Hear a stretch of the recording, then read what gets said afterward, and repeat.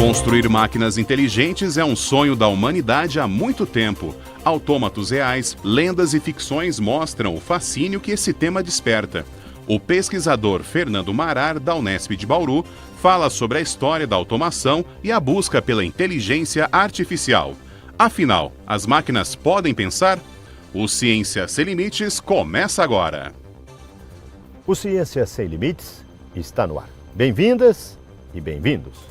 Como vocês puderam ver na abertura, o programa desta semana vai conversar com o professor pesquisador Fernando Marar, do Departamento de Computação da Faculdade de Ciências do campus de Bauru da Unesp. Professor, prazer em tê-lo no Ciência Sem Limites. Iniciando, eu queria que o senhor falasse um pouco sobre a sua trajetória acadêmica. Bom, minha formação é Ciência da Computação pela USP. O meu mestrado foi também em Ciência da Computação, mas em música. Eu trabalhei com música. O meu doutorado, eu trabalhei com inteligência artificial e neurociência, construindo modelos matemáticos para representação de neurônios. E minha livre docência foi em cognição, artes e design, pois eu atuo aqui no campus como professor, orientador na área de design, e também fui professor na Unesp em Marília, em Filosofia da Mente e Ciência Cognitiva. E agora, recentemente, eu fiz meu concurso de titular na mesma área, né, em cognição, artes e design, mostrando essas relações com a mente humana. Perfeito. Como vocês podem ver, nós vamos estar, e conforme a abertura, nós vamos estar falando sobre mentes, cognição, inteligência artificial, redes, bits e bytes. E máquinas. E máquinas. Professor, o que são bits e bytes pensantes? Quando o homem buscou construir máquinas, por exemplo, os computadores, focando para os computadores, eles não buscavam uma máquina de calcular simplesmente. Quais são os mistérios que estão em torno dessa máquina que são semelhantes ao ser humano? Ou seja, máquinas podem sim pensar. E isso vai ser o trabalho que eu vou ter com vocês para explicar, de modo muito simples e muito claro, todo o desenvolvimento científico, todo o esforço que a ciência teve para construir essas máquinas que pensam. O senhor falou em máquinas, o senhor falou em seres humanos. Por que o homem inventa as máquinas? Uma é para ser mais preguiçoso. Quanto mais máquinas realizarem o nosso trabalho, nós teríamos uma qualidade de vida melhor. Mas não parece ser essa a realidade. Porque parece que as pessoas ficam mais obesas, hoje tem controle remoto, ninguém levanta mais para mudar o canal, para apagar a luz, ou seja, tudo está na mão, né? Exatamente. Esse é um outro tópico que a gente poderia discutir num outro programa, que é a base emocional agregada em produtos, que é isso que eu estudo também dentro da pós-graduação e oriento alguns alunos. O que a indústria hoje agrega de valor emocional, que te faz comprar. Mas vamos deixar essa boa conversa para uma nova... Por que o ser humano inventa essas máquinas? De onde vem essa inspiração para ele criar, por exemplo, um liquidificador, um aspirador de pó, enfim? Bom, o liquidificador vem do livro 1984 do George Orwell, onde ele inventou 50 eletrodomésticos, 50 máquinas que não existiam até então. Ou seja, não é somente o cientista, esse que fica no seu laboratório, mas também os escritores. E me parece que o limite do conhecimento científico está espalhado em todas as áreas, como sendo o estado da arte em todas as áreas, a menos de uma medida de uma linguagem que cada um adota. Mas os grandes pensadores da humanidade têm os mesmos objetivos, basicamente. Por exemplo? Por exemplo, o Einstein, quando desenvolveu a teoria da relatividade, provavelmente havia uma outra pessoa pensando num outro modelo linguístico em cima dos mesmos problemas. Perfeito. Isso que é o bacana, essa diversidade do pensar do ser humano. Voltando ao tema, As máquinas, o senhor disse que as máquinas podem pensar, é isso? Quais máquinas? Posso remontar? Pode. Em 10 depois de Cristo, foi inventado um autômato que reproduzia uma peça teatral do deus Dionísio, e ela era alimentada por grãos de trigo. As pessoas pensam dentro das suas limitações tecnológicas. Por exemplo, pensando na antiguidade, quando Pigmalião constrói a Galateia e pede para a deusa, transforme ela em ser humano. E transformou, e ele casou-se com ela. O que o homem buscava? O homem busca construir outros humanos, não pelos processos tradicionais, como o sexo, mas sim qual é o mistério que envolve a criação humana. Baseado em tudo isso que o senhor comentou, a universidade exerce um papel essencial e fundamental em todo esse processo que o senhor descreveu. Claro que sim. Nós temos que reconstruir um pensamento crítico, que é o papel da universidade. O nome universidade já se remete ao universo. Nós temos que pensar em todas as ações, em todos os campos do saber. Para isso que é a nossa essência e a nossa busca do conhecimento humano. E a mocidade está engajada. Estamos terminando este bloco, nós vamos, no bloco seguinte, falar um pouco mais sobre essa mocidade ligada a esse tema de hoje, ou seja, máquinas pensantes. O Ciências Sem Limites ele vai para um breve intervalo. Você pode interagir com o pesquisador, o e-mail dele está aparecendo aí na sua tela. É fermarar@fc.unesp.br. Para interagir conosco, cienciassemlimites@tvu.unesp.br. Em nossa homepage www.tv.unesp.br você confere os programas Ciências Sem Limites e toda a nossa programação. E se quiser conhecer um pouco mais sobre a Faculdade de Ciências, www.fc.unesp.br, clique em Departamentos, Departamento de Computação, você vai contactar o professor Fernando Mará. Um instante só, voltamos já já.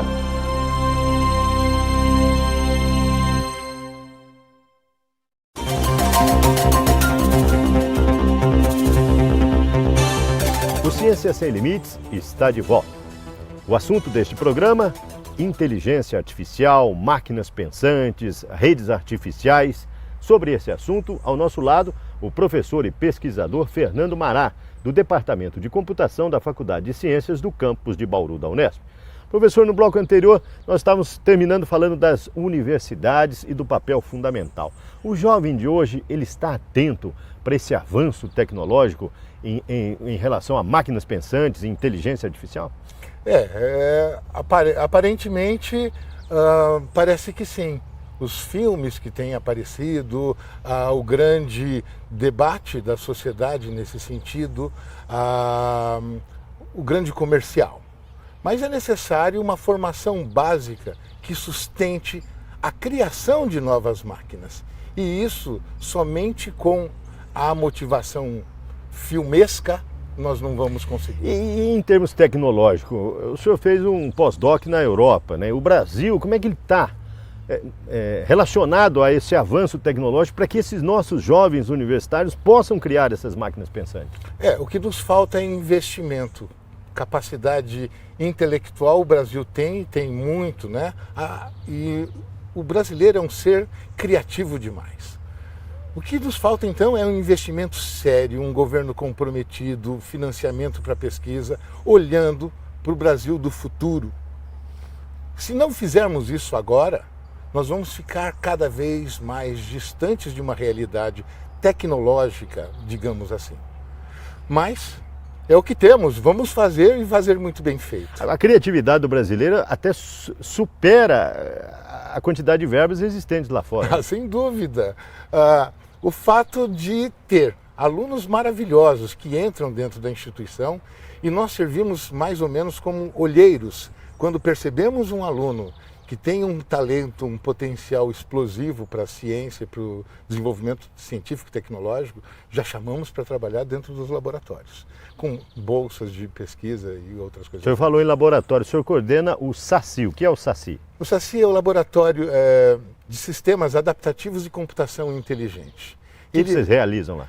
Bom, atualmente, o estado da arte, eu interpreto hoje microexpressões da face para saber qual é o estado emocional do meu usuário. Isso pode ser uma coisa muito preocupante no futuro, né? Por quê? Empresas que observam as suas emoções dentro do seu computador, quando você tem uma câmera no seu computador. As empresas estão te vendo. E quando você está triste, ele começa a vender para você. Vai viajar, vai fazer isso, faz aquilo. E você fica feliz. Mas eles estão manipulando a vida da gente. E aumentando a produtividade indiretamente, né? Não diria que é a produtividade, mas sim novas patologias que nós vamos identificar no futuro. Nós vamos falar sobre esse assunto. O senhor permite conversar com um dos seus orientandos, professor? Claro que sim. Nós vamos falar com o Aaron. Aaron. O que ele desenvolve? Ele faz pesquisa básica, no sentido dos modelos matemáticos que vão dar suporte à construção de sistemas inteligentes, máquinas que pensam. Vamos ver o que ele tem a nos dizer.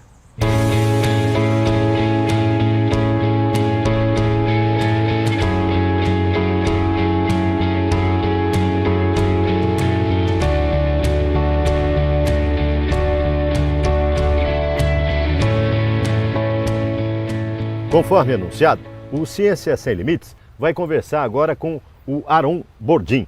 Ele é orientando do professor Fernando Mará e desenvolve atividades aqui no laboratório, aqui no SACI.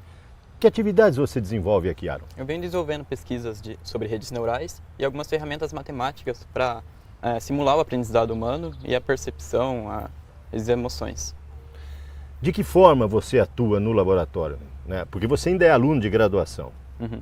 Eu costumo ler alguns artigos e depois tentar implementar para simular e ver se eu consigo replicar os que os pesquisadores vêm desenvolvendo ultimamente. Apesar do início, você acha o tema muito complicado, complexo, difícil, ou você consegue dominar bem e não tem problema algum? No começo eu estava um pouco perdido, mas aí com a ajuda do professor comecei seguindo pelos artigos, aí eu estou entendendo melhor como funcionam as redes neurais, como a base de cada peça, como que une cada ferramenta matemática para tirar o melhor resultado no final. Você falou em redes neurais, redes artificiais. O que são redes neurais? As redes neurais são ferramentas matemáticas que simulam os neurônios do nosso cérebro, e com uma rede ele tenta simular o funcionamento do cérebro em si, para aprender e para gerar ações no final. E você pretende chegar aonde com essas pesquisas? Eu me interesso bastante pela inteligência artificial, eu comecei a pesquisar faz pouco tempo. Então eu pretendo seguir na área acadêmica, continuar desenvolvendo isso e quem sabe no futuro desenvolver novos modelos ou aprimorar o que já temos sobre inteligência artificial. O que mais te impressionou nesse estudo? Porque, pelo que a gente vê, você realiza pesquisas até mais elevadas do que a própria iniciação científica, né? Uhum. O que você se deparou que te despertou mais o conhecimento nesse aspecto? Pelo contato que eu tive com a matemática anteriormente, era sempre alguma coisa fixa, equação, uma fórmula. Agora, eu acho que é uma matemática um pouco mais interessante, uma matemática bonita, que ela evolui e tenta extrair informações de dados. Ele pega alguns dados e tenta simular, a partir de como o nosso cérebro funciona, tenta gerar um modelo que imite isso. Você pode dar um exemplo que você já estudou e comprovou? Por exemplo, alguma função matemática. Você pode ter uma fórmula para gerar um gráfico, alguma coisa assim, e a partir do nosso cérebro sabe como entender isso e interpretar. Então a gente pode desenvolver uma rede neural que, do mesmo modo que o nosso cérebro aprende, tente identificar os pontos e simular essa função. Você está no início da graduação em ciência da computação. Onde é que você quer chegar? Vai partir para a iniciativa privada no futuro ou quer se tornar um pesquisador, partir para a área acadêmica mesmo? Eu pretendo a acadêmica mesmo, seguir com pesquisas provavelmente na área de inteligência artificial mesmo. Me interessei bastante por isso. Sucesso e parabéns para você, tá? Muito obrigado. O Ciência Sem Limites vai para um breve intervalo. No bloco seguinte, nós continuamos conversando com o professor Fernando Mará, do Departamento de Computação aqui da Faculdade de Ciências do campus de Bauru. Ciência Sem Limites, volta já já.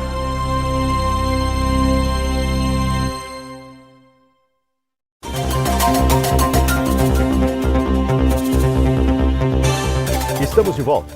O Ciência Sem Limites desta semana está falando sobre bytes e bits pensantes, um pouco da história e máquinas que podem pensar. Sobre esse assunto, ao nosso lado está o pesquisador, professor Fernando Marás, do Departamento de Computação da Faculdade de Ciências do campus de Bauru da Unesp. Parabéns pelo seu orientado, hein, professor? Muito obrigado, mas tem que colocar na linha essa gente. Linha dura? Linha dura, e eles passam a noite toda trabalhando no laboratório quando não dormem. Mas tem um futuro promissor. Claro. O senhor consegue avaliar isso? Claro, o Brasil precisa dessa gente. Perfeito. Professor, vamos falar então agora exclusivamente da sua pesquisa. Máquinas pensantes. Onde é que o senhor quer chegar com essa pesquisa, com esses seus estudos? Eu preciso remeter a 1700, quando o matemático Pascal, né? O Pascal, ele inventou uma máquina de calcular porque o pai dele trabalhava com coleta de impostos. Ele fez uma máquina de calcular que somava e subtraía apenas.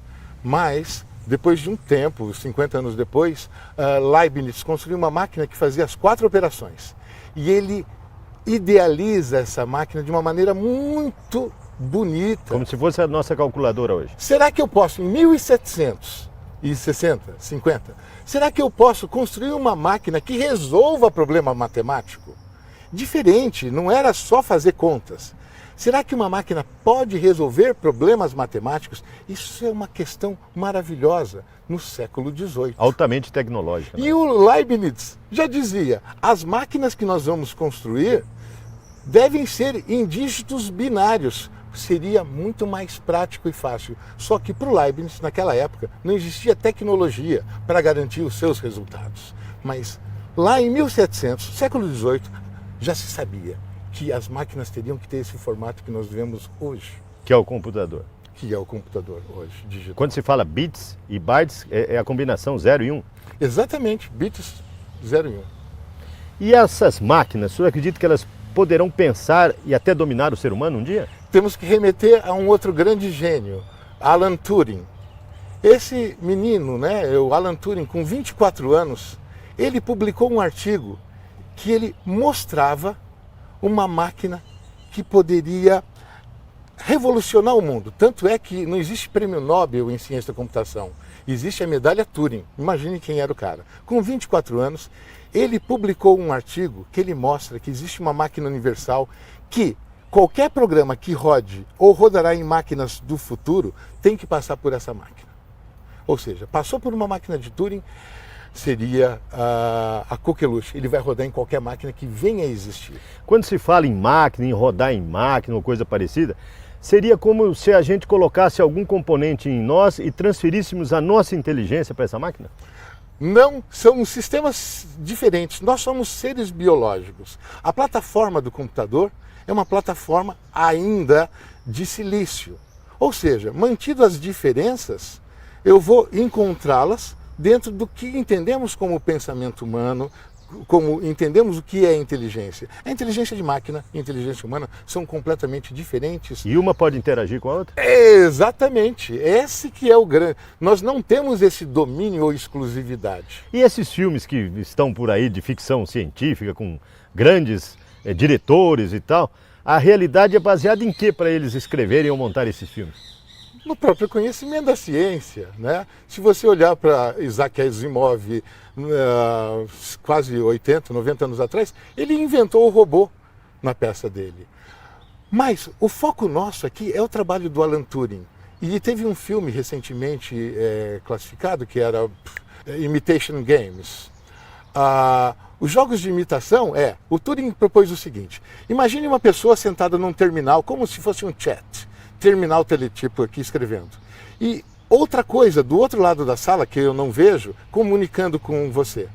Se você terminar a conversa com aquela outra coisa e não conseguir definir se é homem ou é máquina, passou no teste de Turing, ou seja, aquela máquina te enganou. E isso é realidade já. Você pode ver quando você entra num site que aparecem aquelas letrinhas lá para você copiar de uma imagem. Aquilo é o teste de Turing ao contrário, é chamado CAPTCHA. E para saber se você não é máquina tentando invadir o sistema. Perfeito, professor. E isso tudo nós podemos definir que está inserido em redes ou inteligência artificial, enfim, o que o senhor pode dizer sobre esse tema, que são elementos de sua pesquisa também? que a inteligência não é uma atividade simplesmente humana ou tem a definição que só o humano tenha acesso aos modelos inteligentes. Mas, no futuro, nós vamos ser capazes de construir. Nós não temos tecnologia, as mesmas limitações que o nosso antepassado teve, nós temos hoje de poder consagrar máquinas com tais capacidades. E nem tem como prever daqui quantos anos isso pode acontecer, né? Eu economizaria meu dinheiro por enquanto, né, ao comprar esses computadores. Espere mais alguns anos e você vai comprar um computador que vai vir não só com o mouse, talvez não exista mais essas coisas, a interação vai ser corpórea. De que forma pode ser isso? Provavelmente você venha com uma fita, uma bandagem, um capacete, que copia as suas sinapses, copia o seu cérebro mesmo funcionando e remeta-o para dentro de uma plataforma computacional. E ali essa plataforma, pela sua mente, pelo seu olhar, você vai programar o que você quer da sua máquina. Você não morre mais. Você vai ficar dentro dessa bolha. Até as memórias nossas? Até as memórias nossas. O que vai ser mais difícil, que talvez demore 50 ou 60 anos, é reproduzir a base de emoções. Agora, para quem está nos vendo, quem está em casa, pode estar perguntando, e esses equipamentos? Eu estou no meu carro, eu digito um código, alguma coisa, ele faz um café, ele acende a luz. Isso é uma coisa já até ultrapassada ou não? Sim. Isso pode ver no contexto de redes de computadores. Não precisa ir muito além da inteligência artificial. Eu poderia simplesmente pegar o meu tablet e consultar a minha geladeira se eu tenho os produtos necessários para que ela informe ao meu fogão para fazer a comida para 2. E ao mesmo tempo, ela entre na base do Detran e me informe qual é o caminho que eu devo percorrer para chegar no momento exato em casa. Que a refeição vai estar pronta. Vai estar pronta. E mais, a geladeira vai se comunicar com a dispensa e vai fazer que mantimento está faltando. E comunicar também com o mercado e a forma como eles vão entregar para mim. E isso não precisaria nem ser muito inteligente para fazer. São modelos que a própria sistematização da web nos daria como um brinde. Agora, o ato inteligente é poder propor a você, a máquina, fazer esse comentário com você de novos produtos que você gostaria de comer. E já remete ao mercado, novos lançamentos já me enviem. Estamos chegando ao final. O que eu não perguntei que o senhor gostaria de deixar em relação à sua pesquisa, ao seu trabalho no final desse programa?